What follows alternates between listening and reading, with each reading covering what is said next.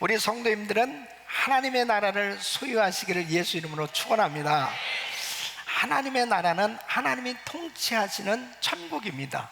그래서 우리 예수님께서는 하나님의 나라가 이 땅에 임하도록 기도할 것을 말씀하셨습니다. 하나님의 나라가 내 심령에 임하고, 하나님의 나라가 우리 가정에 임하고, 하나님의 나라가 이 땅에 임할 때 정말 하나님께서 주시는 그 은혜 가운데 복된 삶이 되어질 수 있는 것입니다. 진정한 행복은 하나님의 나라가 임할 때 이루어지는 것입니다. 그래서 하나님께서는 하나님의 나라를 우리에게 주시기를 원하셨고, 그 하나님의 나라를 받고 그리고 누리는 삶이 되기를 우리 주님은 원하고 계신 것입니다.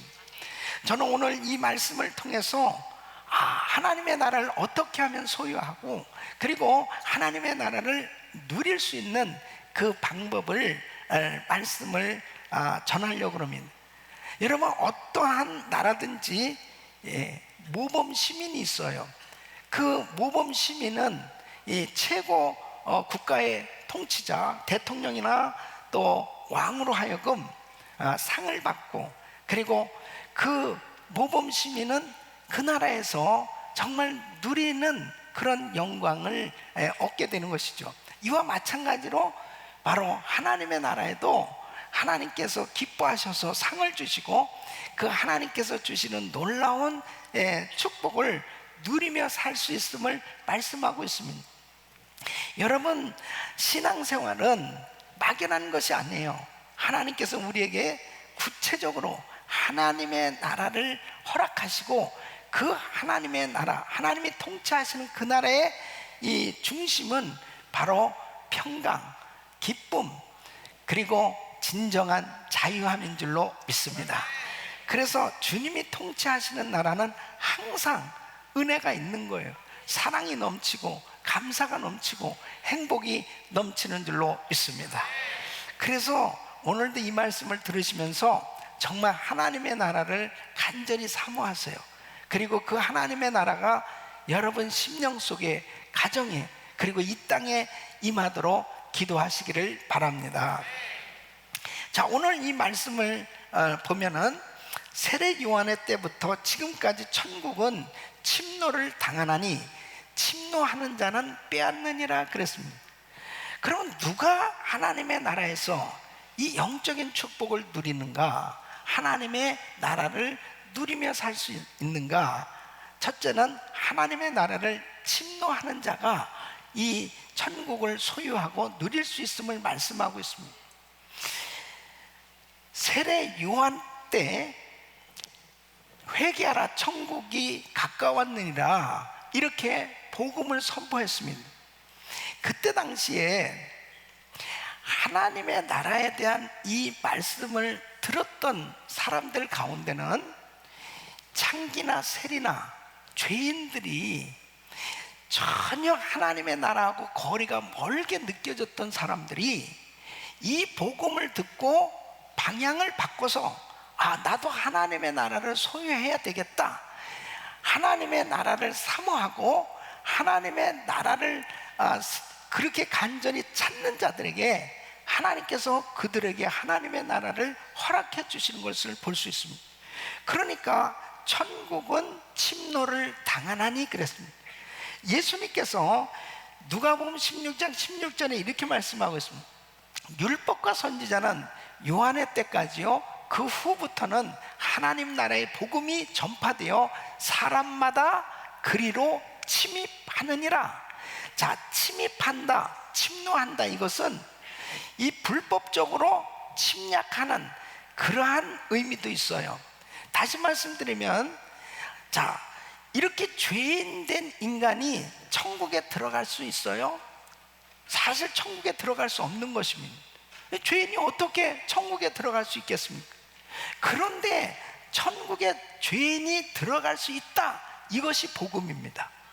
정말 이 저주받은 그런 죄인된 인간이 죄사함을 받고 영원한 천국에 들어갈 수 있다, 이것이 가장 기쁜 소식이죠. 그러니까 도무지 죄인이 천국에 들어갈 수 없는데 바로 이 복음을 듣고 천국에 들어갈 수 있는 길이 열렸구나 해서 나도 천국에 가야 되겠다 해서 이제 하나님의 나라하고 멀게 느껴졌던 사람들이 막 몰려오기 시작하는 것입니다. 그래서 천국은 침노를 당하나니 이런 표현을 쓰고 있습니다. 그러니까 그 천국을 소유하게 된 사람들은 어떤 특별한 사람들이 아니고 천국을 소유하고자 열망하는 사람에게는 다 하나님이 주시는다는 것입니다. 이게 얼마나 큰 은혜입니까? 그래서 우리는 하나님의 나라를 사모하고 그 하나님의 나라를 소유하기로 갈망하면 우리 주님께서는 그 천국을 소유할 수 있도록 은혜를 주시는 줄로 믿습니다. 그래서 하나님의 나라를 소유하기 위해서는 그 복음을 깨닫고 그 하나님의 나라를 열망하고 갈망하는 그런 사모하는 마음이 있어야 됩니다. 여러분, 야곱은 장자가 되고자 하는 이 장자권을 갖고자 사모했습니다. 그러니까 형 에서의 옷을 가져다가 입고, 그리고 자기의 살은 매끈하니까 형은 살에 털이 있었단 말이에요. 그러니까 염소 털을 가지고 변장을 하고 아버지 이삭에게 가서 아버지 저에게 축복기도 해주세요. 그러면서 그 축복기도를 받아요. 이 축복기도를 받은 야곱에게 그 축복이 이루어진 걸 성경은 분명히 말씀하고 있습니다. 방법은 부족한 부분들이 있었지만 바로 그 중심에 정말 영적인 축복을 갈망했던 야곱에게 하나님께서 은혜를 베풀어 주신 것처럼 바로 천국은 침노를 당하나니 도무지 천국하고 거리가 멀게 느껴진 저 사람도 천국에 가야 되겠다고 열망을 하니까 그 사람에게도 천국이 주어지더라 이거예요. 네? 그러니까 어떤 사람이 지혜로운 사람이냐? 천국을 열망하고 천국을 소유하고자 노력하는 사람이 바로 지혜로운 사람이요, 바로 그 천국이 이루어지는 줄로 믿습니다. 마태복음 9장에 보면은 12해 동안 혈루병 앓던 여인이 있어요. 계속해서 병이 점점 중해지기 시작합니다. 이제는 약을 써봐도 안 되고 병원에서도 다 손을 놓았습니다. 그런데 이 여인이 예수님을 만나면 내 병이 나을 수 있겠다는 믿음을 갖게 됩니다. 이 혈루증 앓는 여는 사실은 그 많은 사람들 앞에 나올 수가 없어요. 그것은 부정한 병이기 때문에 사람들하고 섞이면 안 되는 것입니다.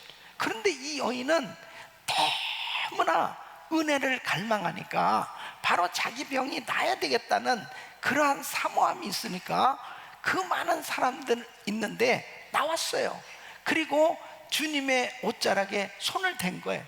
그 순간에 주님에게서 능력이 이 여인에게 흘러넘치면서 혈류증의 그 근원이 싹 없어진 줄로 믿습니다. 무엇을 이야기합니까?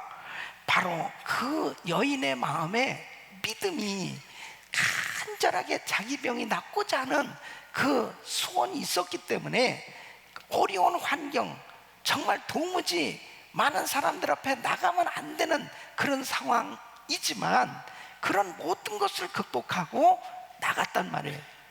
천국은 침노를 당하나니, 어떤 사람에게 이런 하나님의 나라가 임하냐?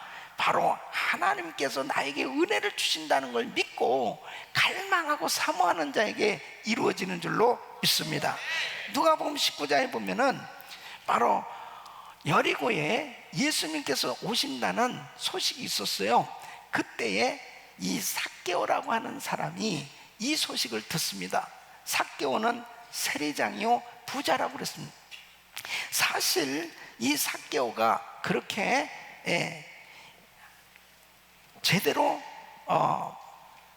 돈을 정상적으로 벌면서 잘 살던 사람은 아니었어요. 어떤 면에서 보면 이 사람들의 돈을 토색하기도 하고 불법을 저질렀던 그런 일도 많이 있었던 것 같아요. 그런데 이 사람은 마음 가운데 그 예수님을 만나고자 하는 간절한 사모함이 있었습니다. 그러니까 사람들이 많이 모였는데 자기는 키가 작은 거예요. 그러니까 그 예수님을 볼 수가 없었습니다. 그러니까 점잖은 체면에도 불구하고 바로 뽕나무 위로 올라가는 거예요. 그때에 주님께서 누가복음 19장 5절에 이렇게 말씀하십니다. 예수께서 그곳에 이르사 우러러보시고 이르실 때 삭개오야 속히 내려오라, 내가 오늘 내 집에 유하여야 하겠다 하시니, 바로 사모하는 이 삭개오에게 우리 주님께서 만나주시고 하나님의 나라를 그 가정에 이루어 주신 줄로 믿습니다. 사모하는 사람, 간절히 열망하는 사람, 바로 그 사람에게 이 형편이 어떠하든지 간에, 그 사람의 상황이 어떠하든지 간에, 그 사람이 어떤 신분의 사람이든지 간에 상관없어요. 바로 모든 사람에게 천국 문이 열려졌다니까요. 그 어떤 사람에게 하나님의 나라가 임하느냐, 복음을 듣고 방향을 전환하는 거예요. 내가 세상적으로 살고 죄악 가운데 그리고 정말 잘못된 그런 인생을 살아가다가도 방향을 바꿔서 이제는 저 천국문을 향해서 바로 하나님의 나라를 소유하고자 하는 그 열망 가운데 나가기만 하면 하나님께서 만나 주시는 것이죠. 네? 여러분, 지금 내 삶이 편안한데 나는 주님께 매달릴 필요가 없어, 그러면서 그냥 주저앉아 있는 사람에게는 아무것도 이루어지지 않습니다. 전혀 그 사람에게는 천국이 임하지를 않는다니까요. 바로 그 심령 가운데 하나님을 갈망하는 그 사람, 정말 자기의 형편이 부족하다 하더라도 그 하나님의 그 나라를 사모하는 그 사람에게 천국이 임하는 것입니다. 여러분, 여호수아서 14장 12절 보면은 이제 이스라엘 백성들이 가나안 땅을 정복해 가던 시기, 거의 정복해 가는 그런 상황 가운데 있었습니다. 그때 여호수아 앞에 이 갈렙이 나가서 이렇게 이야기합니다. 그날에 여호와께서 말씀하신 이 산지를 내게 주소서.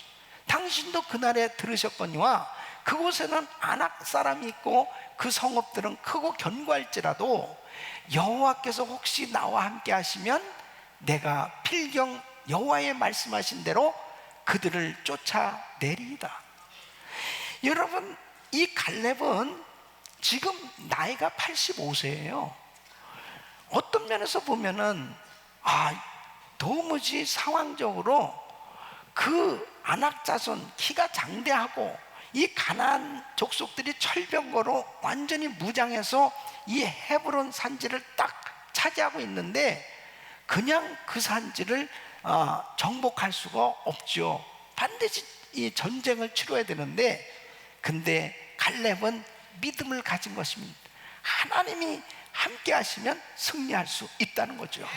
내 나이가 지금 85세라 하더라도 하나님이 함께 하시면 그 약속은 내게 이루어지고 그 산지는 분명히 정복할 수 있다는 것입니다. 이루어진 줄로 믿습니다. 여러분, 하나님의 나라는 침노를 당한다고 말씀하고 있습니다. 가만히 앉아서 결단코 하나님의 나라가 확장될 수 있는 게 아니죠. 하나님의 나라는 침노를 당하나니, 여러분 마음 가운데 그 하나님의 나라를 사모하고 그 하나님의 나라를 소유하고 그 하나님의 나라를 누리고자 하는 그런 열망이 있는 사람에게 하나님은 주시는 줄로 믿습니다. 여러분, 중국 선교의 아버지라고 불리우는 이 허드슨 텔러 선교사님, 이분은 영국에서 이제 중국으로 선교를 떠나게 됐는데요, 당시에 영국 사람들은 해안 지역을 다니면서 이 정복을 아예 나가기 시작했고, 이 해안 선교가 이루어진 때문에 나라를 정복할 때마다 선교사가 파송되고, 그리고 배를 타고 다니면서 그 선교가 이루어지고 있었습니다. 그때 바로 이 허든 텔러는 이렇게 이야기합니다. 백길이 닿는 곳에만 선교해서는 안 된다. 내지로 들어가야 된다. 그래서 내지 선교회를 만든 것입니다. 여러분, 참 외국 사람이, 그때 당시 서양 사람이 중국에 가서 정말 내지에 들어가서 참 지금도 뭐 중국이 참 어려운 환경들이 시골에 가면 많은데요, 뭐 그때 당시는 뭐 상상을 초월할 수 없이 그렇게 어려웠을 것입니다. 그런데 이 허드 텔러는 내지에 들어가서 계속 복음을 전했습니다. 그는 영국에 올 때마다 이렇게 외쳤습니다. 100만 명이 넘는 사람들이 아직도 예수를 알지 못하고 죽어가고 있습니다. 누가 그곳에 가서 복음을 전하겠습니까? 그렇게 외칠 때마다 많은 젊은이들이 헌신하기 시작했습니다. 그리고 이제 그 내지 선교회를 통해서 무려 900명이 넘는 많은 헌신자들이 선교사로 사역들을 감당하게 되는 그런 놀라운 열매가 맺어진 걸 볼 수 있습니다. 그분은 73세에 중국에서 하나님의 부름을 받았어요. 여러분, 정말 하나님의 나라는 어떤 사람들을 통해서 그렇게 넓혀져 가고, 그리고 어떤 사람들이 그 천국을 누릴 수 있느냐? 바로 천국은 침노를 당하나니 하나님의 나라를 침노하는 자인 줄로 믿습니다. 그래서 신앙생활은요, 열정이 있어야 돼요. 사모함이 있어야 돼요. 정말 하나님의 나라는 바로 그런 사람들에게 이루어진다니까요. 할렐루야. 그래서 우리 성도님들은 날마다 하나님의 나라를 사모하고 그 하나님의 나라를 소유하는 이런 은혜가 있기를 예수 이름으로 축원합니다. 사도 바울은 그는 고린도후서 5장 13절 14절에 이렇게 고백을 합니다. 우리가 만일 미쳤어도 하나님을 위한 것이요, 만일 정신이 온전하여도 너희를 위한 것이니 그리스도의 사랑이 우리를 강권하시는도다. 우리가 생각건대 한 사람이 모든 사람을 대신하여 죽었은즉 모든 사람이 죽은 것이라. 바로 예수님께서 우리를 위해서 그렇게 귀하신 몸을 상하시고 거룩한 피를 다 쏟으시고 구원의 길을 열어주셨는데, 이 놀라운 이 복음을 깨닫고 복음만 받아들이면 죽었던 자들이 살아나고 영원한 생명을 얻는 역사가 일어나는데 이 일을 왜 안 하느냐는 거죠. 그러니까 정말 이 사도 바울은 복음 전하는 일에 있어서만큼은 적극적이고 공격적이고, 그리고 목숨을 걸고 주의 사역을 감당했을 때 그를 통해서 하나님의 나라가 계속 확장된 줄로 믿습니다. 천국은 침노를 당하나니 그렇습니다. 두 번째는 바로 하나님 나라를 위해 이 땅의 것들을 버린 자가 바로 하나님의 나라를 소유하고 누릴 수 있음을 말씀하고 있습니다. 여러분, 예수 그리스도를 내가 구주로 영접했다고 하는 것은 이제 주인이 바뀌어진 거예요. 이제 내가 내 삶의 주인 노릇을 하면서 왕 노릇하고 그냥 내 생각대로 살았었어요. 그런데 이제는 예수님이 나의 삶의 주인이시고 바로 그 주님의 통치를 받겠다는 거예요. 이게 예수 믿는 사람, 내가 불신자에서 예수를 믿는다는 것은 완전히 주인이 바뀌어졌어요. 정권이 교체된 겁니다. 하나님 나라가 내 마음에 이루어지기 위해서는 이제 내가 이 땅에 좋아하던 이 땅의 것들을 포기하고 버려졌을 때 바로 하나님께서 나를 통치하실 수 있는 거예요. 그러니까 예수님이 이렇게 말씀하셨습니다. 나를 따라오려거든 자기를 부인하고 자기 십자가를 지고 나를 따르라 그랬습니다. 자기를 부인한다는 것은 내 방법, 내 생각, 내가 그렇게 좋아하던 그런 것들 하나님의 나라를 위해서 포기하겠다, 그런 뜻입니다. 근데 여러분 보세요. 누가복음 18장 29절 30절에 보면 내가 진실로 너희에게 이르노니 하나님의 나라를 위하여 집이나 아내나 형제나 부모나 자녀를 버린 자는 금세에서 여러 배를 받고 내세 영생을 받지 못할 자가 없느니라. 자, 금세 여러 배를 받고 내세 영생을 받지 못할 자가 없는, 이 하나님의 나라를 풍성하게 누리는 이런 축복을 받는데, 어떤 사람에게 복음을 위해서 집이나 아내나 가옥과 전토를 벌인 자, 다시 말씀드리면 뭐가 우선순위냐 이거죠. 하나님의 나라를 위해서 나의 것들이 버려질 수 있을 때, 그 하나님의 나라를 위해서 드려질 수 있고 포기되어질 수 있을 때, 바로 하나님의 나라가 그의 가정에, 그의 심령에, 그의 삶에 이루어지는 줄로 믿습니다. 이것은요, 놀라운 비밀입니다. 놀라운 비밀이에요. 사람들이 자꾸 내 것을 잃어버린다고 생각하니까 포기하지를 못하는 겁니다. 그러니까 포기하지 못하니까 계속 하나님의 나라가 임하지를 않아요. 여러분, 이 마태복음 19장에 보면은 부자 청년이 자기가 영생을 얻길 원했어요. 하나님의 나라를 소유하고 싶었어요. 그래서 예수님 앞에 나가서, 선한 선생님이요, 어떻게 해야 영생을 얻을 수 있습니까? 하나님의 나라를 소유할 수 있습니까? 그때 예수님이 너 10계명 지켰니? 저 다 지켰습니다. 그러니까 그때 21절에 이렇게 말씀하세요. 예수께서 가라사대 때 내가 온전하고자 할진대 가서 내 소유를 팔아 가난한 자들을 주라. 그리하면 하늘에서 보화가 내게 있으리라. 그리고 와서 나를 쫓으라 그랬습니다. 그러니까 하나님의 나라를 주시길 원하셨어요. 바로 이 부자 청년에게 하나님의 나라가 임하기를 우리 주님은 원하셨어요. 근데 바로 너의 것들이 포기될 때 이 하나님의 나라가 임할 수 있음을 말씀하셨어요. 그런데 이 부자 청년은 물질이 많은 거로, 그 청년이 재물이 많으므로 이 말씀을 듣고 근심하며 가니라. 왜 근심이 됐겠어요?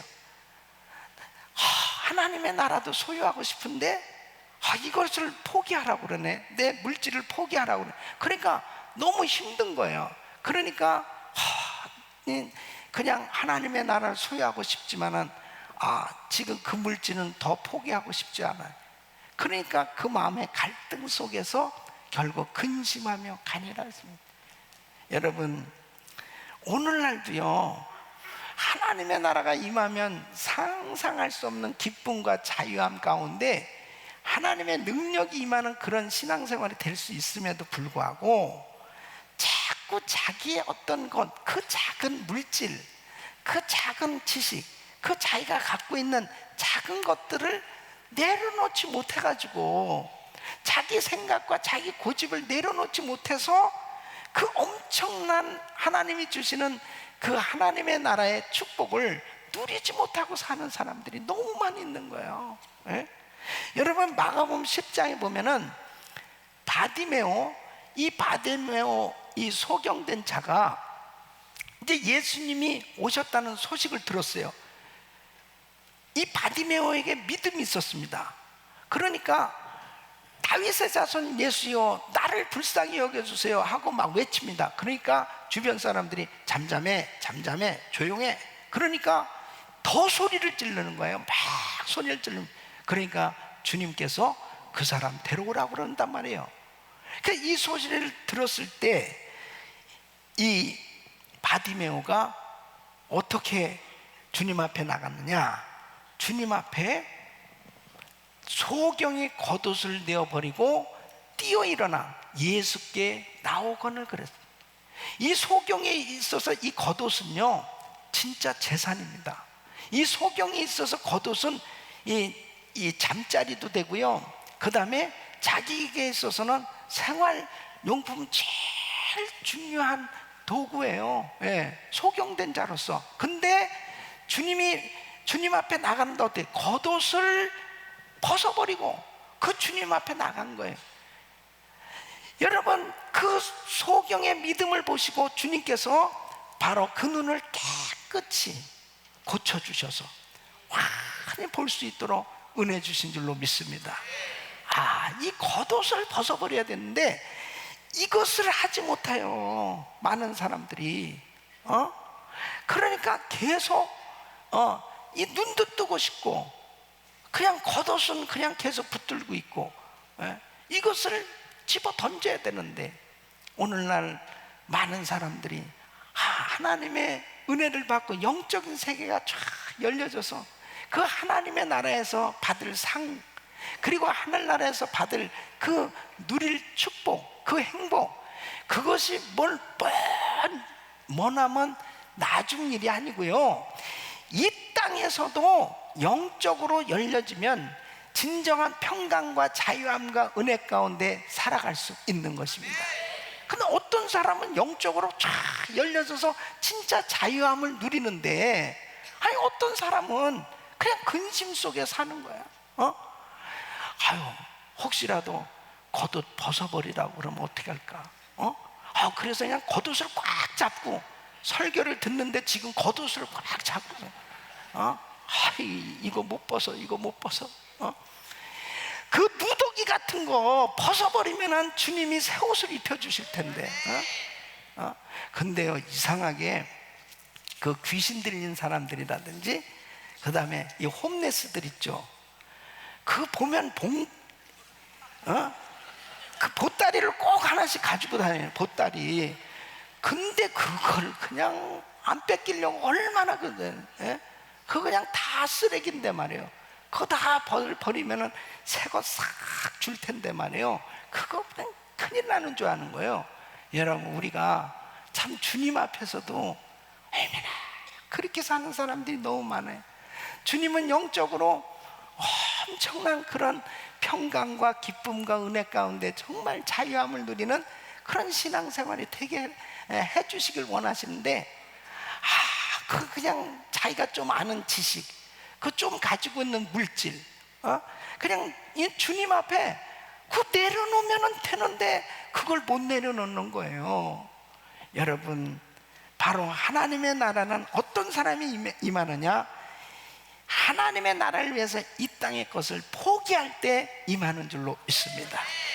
그러니까 성경을 보면요, 도무지 이해가 안 되는 사람들이 있죠. 히브리서 11장 35절로 38절에 보면은 참 믿음을 지키기 위해서 엄청난 희생을 한 사람들의 이야기가 나와요.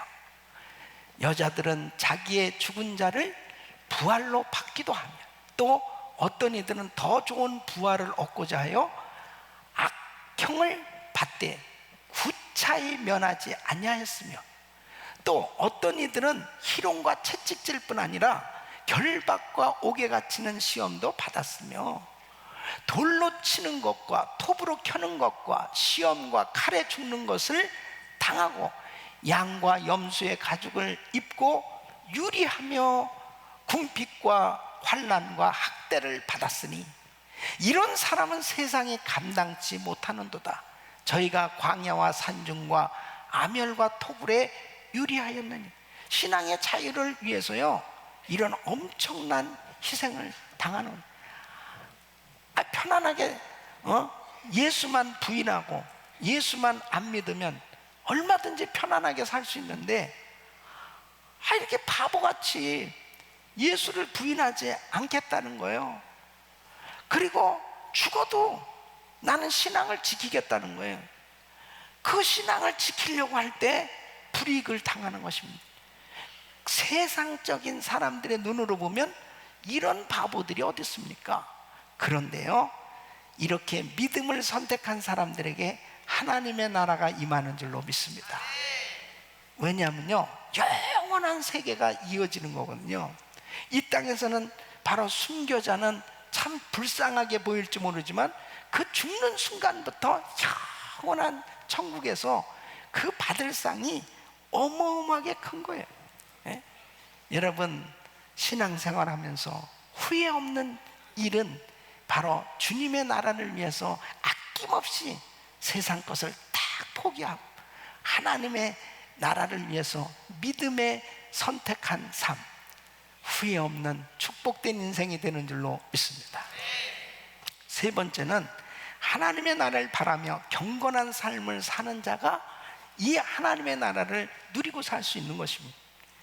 여러분, 경건한 삶 가운데 주님과 동행하는 삶이 되어진다 하는 것은 바로 하나님의 통치를 받는데, 어떤 사람에게 하나님의 통치가 임하느냐?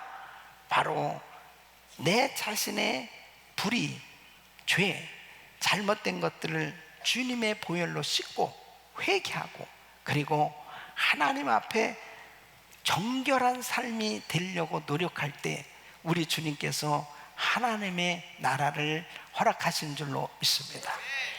여러분, 구약 성경에 주님이 인정하는 세 사람 의인들이 있어요.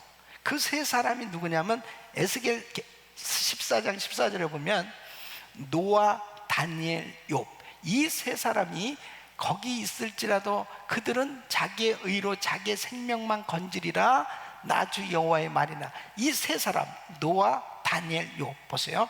노아 당시에는 정말 하나님이 인간 지으심을 한탄하셨다고, 그만큼 죄악이 관영했습니다. 그런데 하나님의 음성을 듣고 이 노아는 방주를 준비하는 거예요. 그때 얼마나 많은 사람들이 손가락질 했겠습니까? 저 사람 뭐 하는 거야? 저거 뭐 하는 거야? 그런데 이 노아는 하나님의 은혜를 입었다고 그랬습니다. 그리고 그 방주를 준비한 삶이 과연 바보일까요? 이 노아의 삶이 과연 바보, 멍청이 같은 그런 삶이었습니까? 결국 지나놓고 났으니까 하나님께서 홍수로 다 세상을 멸할 때 이 노아의 가족만 딱 구원을 받았다니까요.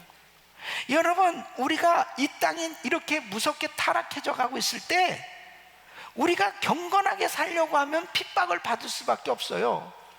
하나님의 말씀대로 살려고 하면 반드시 어려움을 당할 수밖에 없어요. 그러나 하나님이 책임져 주시는 줄로 믿습니다.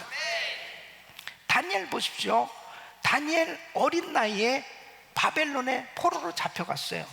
그 왕궁에서 참 왕의 상에서 나온 그 음식을 먹는다? 얼마나 먹고 싶겠어요. 가장 좋은 음식인데. 그런데 다니엘은 딱 자기를 지키기 위해서 물과 채소만 먹겠다고 고집을 피우는 거예요. 왜 그랬을까요? 우상에게 드려진 음식, 바로 내가 더럽힐 수 없다는 거예요. 그러면서 자기를 지킨다는 거 참 힘든 거죠.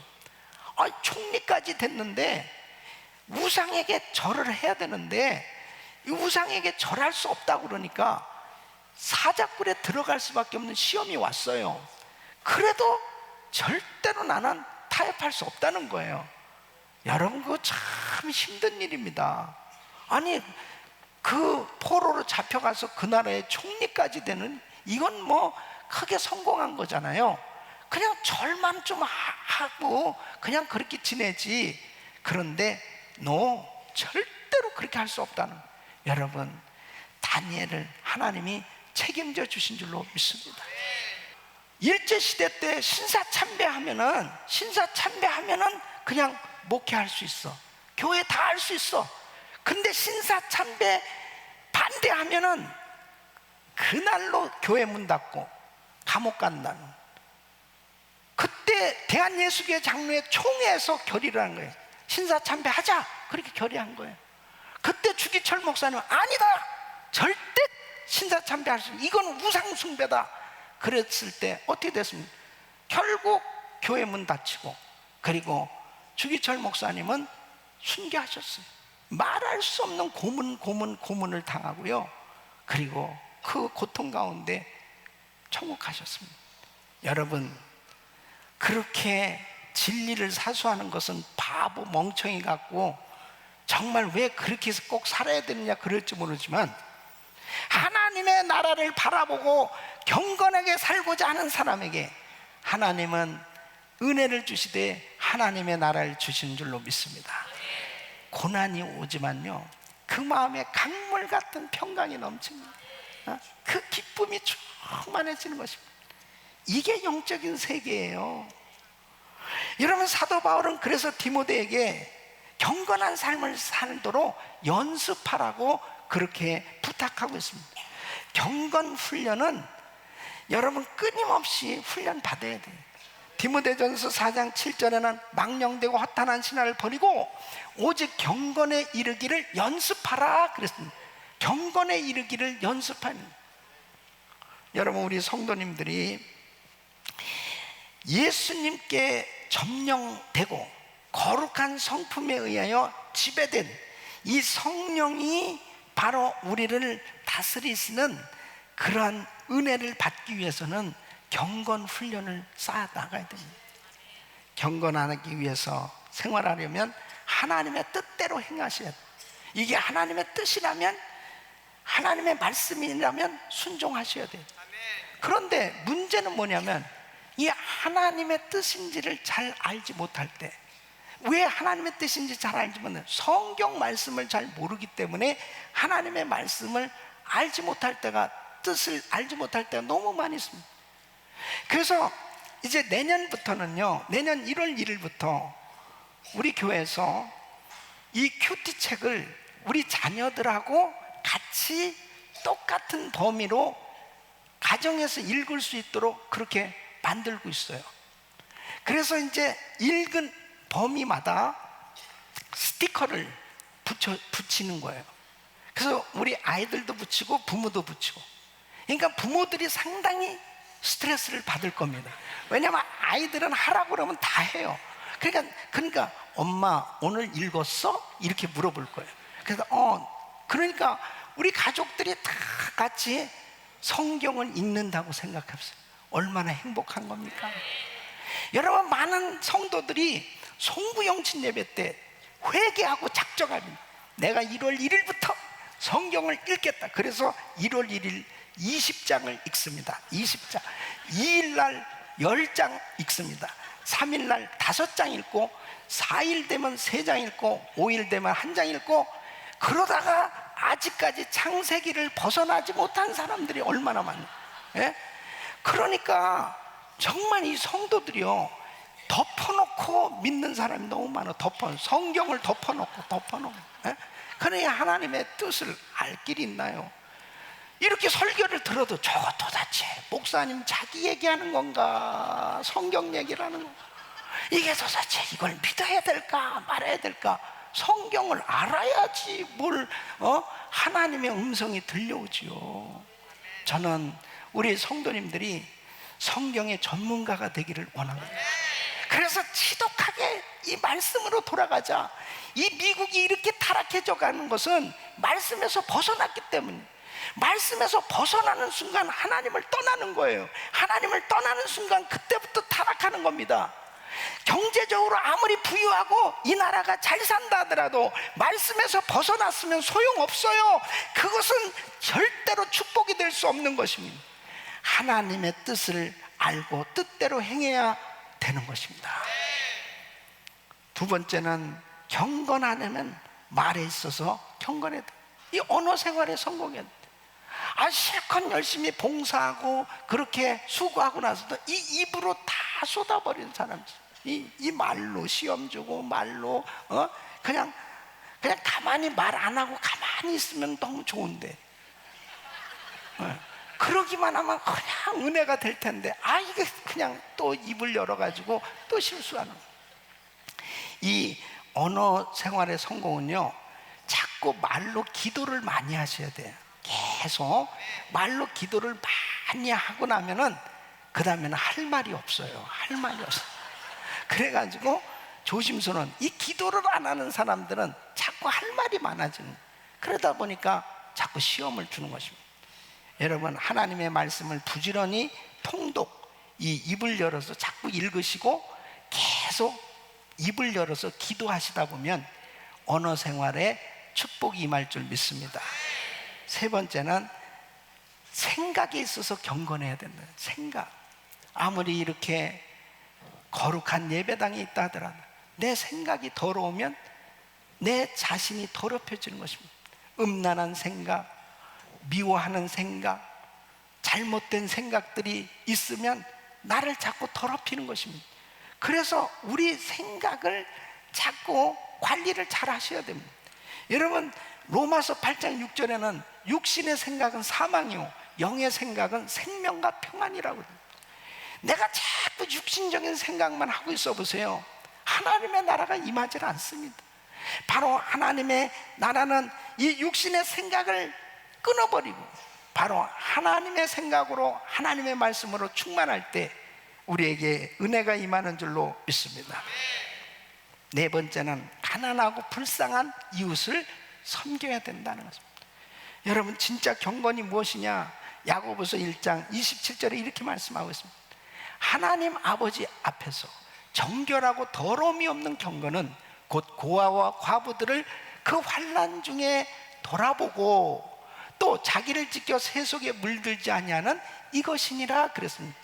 그러니까 하나님 아버지 앞에 정결하고 더러움이 없는 경건은 무슨 기도원에 가서 금식하면서 매일 기도만 하고 있는 것이 그것이 경건한 것이 아니고, 진짜 고아와 과부는 누군가가 도와주지 않으면 살 수 없는 그런 가난한 사람들을 돌아보는 것, 이것을 하나님께서는 참된 경건이라고 말씀하십니다.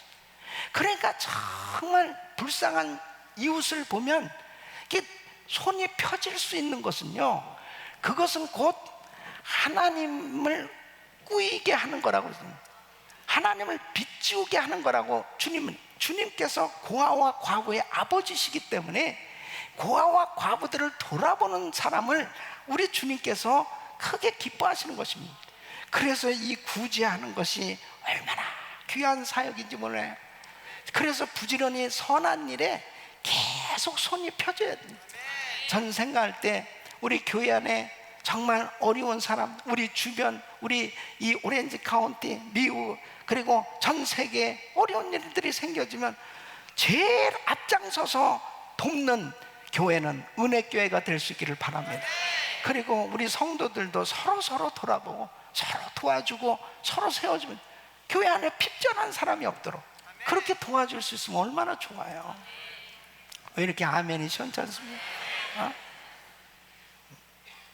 그러니까 하나님 앞에 이렇게 경건한 삶이라는 것은 막연한 게 아니에요. 하나님이 이렇게 경건한 삶을 사는 사람에게 하나님의 나라를 허락해 주시는 것입니다. 그때 너무나 행복한 거예요. 여러분, 어려운 사람들 도와보세요.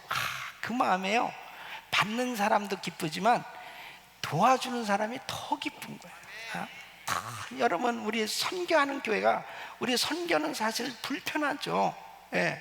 우리도 제대로 써보지도 못하면서 막 선교지에 그 많은 선교비를 보내야 할 때 힘들어요. 그러나 바로 그렇게 끊임없이 나누는 그 일을 통해서 많은 영혼이 주께 돌아와 주를 경배하는 그 엄청난 열매가 맺어지는 그 기쁨은 세상에 우리가 물질을 가지고 많이 모아 싼 어떤 기쁨보다 훨씬 차원이 다른 하나님이 기뻐하시는 평강과 은혜인 줄로 믿습니다. 이번에도 인도 미전도 종족 지역에 우리 성도님들이 나가서요, 단기 선교팀들이 나가서 지금 전도를 하는데, 아니 여기에서 그렇게 전도를 해봤겠어요? 그곳에 가서 그냥 완전히 물 만난 물고기처럼 정말 매일같이 이 복음을 전하고 이 결신시키고, 그 다음에 그 사역에 막 기적이 나타나고 이런 역사들을 막 경험하고 은혜 받은 것들이 지금 속속히 각 팀들이 보고가 들어오는데요, 얼마나 막 제 마음에도 너무너무 자랑스럽고 너무너무 감격스러운 거예요. 또 신학생들 그동안은 훈련시켰잖아요. 이 신학생들하고 같이 우리 교인들하고 팀을 이뤄가지고 나가가지고 이 신학생들을 앞장 세웠거든요. 그러니까 자기들이 복음 전하고 그러면 기도하는 가운데 막 악한 것들이 떠나가고 병자들이 고침을 받고, 그리고 막 사역의 열매들이 막 맺어지는 이러한 하나님의 나라가 임하는 이런 사역들이 이루어지고 있는 걸 감사하시길 바랍니다. 할렐루야, 할렐루야. 너무너무 감사한 거죠. 하나님의 나라를 바라보고 경건한 삶을 살고자 하는 사람, 하나님께서 축복해 주신 줄로 믿습니다. 그래서 요한 웨슬레는 자기가 정말 경건한 삶을 살고 있는지를 항상 스스로 자문해 보았답니다. 7가지로 여러분들도 꼭 참고를 하세요. 첫 번째는 항상 기도하고 있는가? 두 번째는 매 순간 하나님 앞에서 즐거워하고 있는가? 세 번째는 모든 경우에 감사하는가? 네 번째는 욕심내는 것은 없는가? 다섯 번째는 두려워하는 일은 없는가? 여섯 번째, 내 중심에 끊임없이 하나님의 사랑을 느끼는가? 일곱 번째, 무슨 말이나 일을 하든지 그것이 하나님을 기쁘게 한다고 자신 있게 답할 수 있는가? 여러분, 이 7가지로 한번 자신을 돌아봐 보시길 바랍니다. 그래서 늘 감사하고 기뻐하고 기도하며 정말 경건한 삶이 되어서 하나님의 나라가 여러분 삶에 충만하시기를 예수 이름으로 축원합니다. 마지막으로는 하나님의 나라에 적은 일에 충성한 자에게 바로 하나님의 나라를 허락해 주신다는 것입니다. 여러분, 천국에 대해서 마태복음 25장에 우리 주님이 이렇게 비유로 말씀하세요. 천국은 마치 자기 소유를 맡기고 타국에 간 주인과 같으니 그랬습니다. 그래서 한 사람에게는 1달란, 한 사람은 2달란, 한 사람은 5달란 이렇게 맡기고 갔다가 주인이 돌아와서 계산을 하자는 거예요. 그러니까 계산을 했을 때 2달란트 받은 사람 2달란트 남겼습니다. 5달란트 받은 사람 5달란트 남겼어요. 근데 똑같이 칭찬을 해주는 거예요. 5달란트 남긴 사람, 2달란트 남긴 사람. 근데 이 1달란트 받은 사람은 그냥 숨겨놓고 아무런 일도 안 한 거예요. 그랬을 때 이 주인이 굉장히 화가 났습니다. 그래가지고 왜 이 달란트를 이렇게 묻어뒀느냐? 그랬을 때 26절로 29절에 보면 그 주인이 대답하여 가는데, 악하고 게으른 종아, 나는 심지 않은 데서 거두고 해치지 않은 데서 모으는 줄 내가 알았느냐? 그러면 내가 마땅히 내 돈을 취리하는 자들에게나 두었다가 나로 돌아와서 내 본전과 별일을 받게 할 것이니라 하고, 그에게서 그 1달란트를 빼앗아 10달란트 가진 자에게 주어라. 무릇 있는 자는 받아 풍족하게 되고 없는 자는 그 있는 것까지 빼앗기리라 그랬습니다. 여러분, 똑같이 모든 사람들에게 다 일을 맡겨주셨는데, 작은 일이든 큰 일이든 그 일을 묵묵히 충성하는 그 사람에게 하나님의 나라를 허락해 주시겠다는 거예요. 그러니까 여러분, 교회 일은요, 교회 일은 일 안 하려고 그러면 할 게 없어. 아무도 할 게 없습니다. 예. 은혜교회가 그렇게 바쁜 교회라면서요. 근데 저는요 너무 편안합니다. 할 일이 없어요. 난 이런 사람도 있을 수 있고, 그죠? 어떤 사람은 와, 세븐데이 출근합니다. 계속 일이 왜 이렇게 많아요? 계속 일이 많게 느껴지는 사람도 있을 수도 있어요. 그럼 뭐가 중요할까요? 하나님의 나라는, 천국은 침노하는 자의 것이라고 그러죠. 꼭 나한테 직분을 맡겨주거나 꼭 나한테 어떤 일을 줘야 일을 한다? No. 천국은 이렇게 열려있는 것처럼 내가 그 하나님의 일에 대해서 사모하면 열려지게 되는 줄로 믿습니다. 그러니까 이번에 GTD 182기다 그러면은 내가 이번에 좀 팀 멤버로 가봐야 되겠다. 내가 그동안 산장에서 참 받은 은혜, 오랜 시간 지나는 동안 내가 참 많이 잊혀진 것 같아. 이번에 한번 가봐야 되겠는데, 그럼 얼마든지 열려져 있죠. 무슨 일이든지 다 열려져 있어요. 이 교회에서 어떤 사역이든지 다 열려져 있습니다. 누구든지, 누구든지. 천국은 침노하는 자일 거예요. 하나님 앞에 헌금을 드리는 것도, 봉사를 하는 것도, 기도하는 것도 모든 게 다 열려져 있잖아요. 바로 천국은 침노를 당하나니 그랬습니다. 결국은 사모하고 뭔가 애쓰고 해보려고 하는 사람에게 열려지는 줄로 믿습니다. 백화점 사업으로 크게 성공했던 존 워너메이커라는 분은 참 신앙이 좋은 분이었습니다. 그가 최신부 장관으로 발탁이 됐을 때 한 가지, 이것만 저에게 허락해 주신다면 수락하겠습니다. 그게 뭐냐면 주일학교 교사였습니다. 자기는 주일학교에서 그렇게 섬기는 일, 이거는 꼭 해야 됩니다. 그거 해야지. 그럼 매주일마다 이제 자기가 섬기는 교회 가서 봉사를 했다는 거예요. 그 모습을 보면서 어떤 분이 물어봤답니다. 이 존, 당신은 정말 큰 기업을 운영하는 것도 참 바쁘고 또 행정부의 이 장관 일 하는 것도 굉장히 바쁠 텐데 어떻게 이렇게 매주일 교회 와서 정말 주일학교 교장을 하면서 그렇게 섬길 수 있습니까? 이렇게 물어보니까 이 사람이 뭐라고 대답했냐면, 무슨 말씀입니까? 주일학교가 나의 진정한 본업입니다. 그러더니 참 말도 어떻게 그렇게 잘해요. 자기의 사업장, 자기가 정부에서 일하는 거, 이건 다 부업입니다. 하나님의 나라, 제가 45년 전에 요한복음 6장 33절 너희는 먼저 그의 나라와 그의 의를 구하라 그리하면 이 모든 것을 너에게 더하시리라는 이 말씀을 통해서 저는 깊이 깨달은 바가 있습니다. 먼저 하나님의 나라를 구하는 거, 그것 때문에 이 주일학교에서 섬기는 이 일이 왜 작은 일이냐 이거예요. 이게 진짜 본업이라는 거예요.